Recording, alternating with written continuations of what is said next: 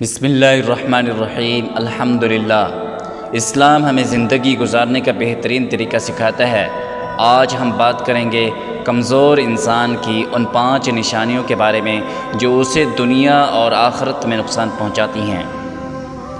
Number 1، وہ معاف نہیں کرتا۔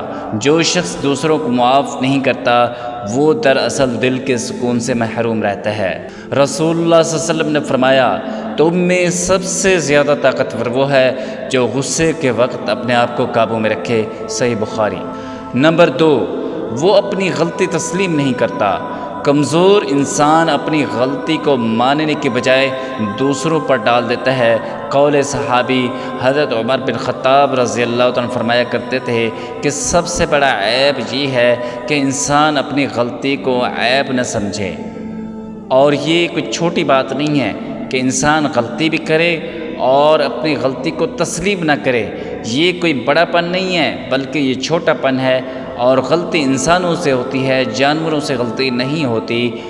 تو ان جانوروں کو جو فعل ہوتا ہے اس کو غلطی نہیں کہا جاتا، جو یہ غلطی ہے یہ انسان کے ساتھ خاص ہے۔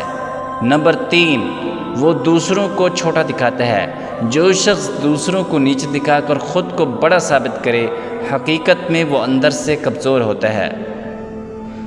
رسول اللہ صلی اللہ علیہ وسلم نے فرمایا، جس کے دل میں رائی کے برابر بھی تکبر ہوگا وہ جنت میں داخل نہ ہوگا۔ صحیح مسلم۔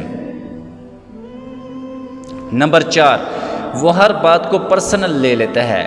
کمزور انسان دوسروں کی ہر بات کو دل پر لیتا ہے اور اپنی زندگی کو تلخ بنا لیتا ہے۔ نمبر 4، حضرت علی رضی اللہ عنہ فرمان ہے، عقل مند وہ ہے جو چھوٹی باتوں کو نظر انداز کر دے۔ نمبر 5، وہ بولتا بہت ہے۔ زیادہ بولنا اور فضول باتوں میں وقت ضائع کرنا کمزور انسان کی نشانی ہے۔ رسول اللہ صلی اللہ علیہ وسلم نے فرمایا، جو اللہ اور آخرت کے دن پر ایمان رکھتا ہو تو چاہیے کہ وہ اچھی بات کرے یا خاموش رہے۔ صحیح بخاری۔ دوستو، اصل طاقتور انسان وہ ہے جو اپنے نفس کو قابو میں رکھے، معاف کرے، اپنی غلطی تسلیم کرے، دوسروں کو عزت دے اور فضول باتوں سے بچے۔ اللہ تعالی ہمیں ان بری عادتوں سے بچائے اور بہترین مسلمان بننے کی توفیق عطا فرمائے۔ وما علینا الا البلاغ المبین۔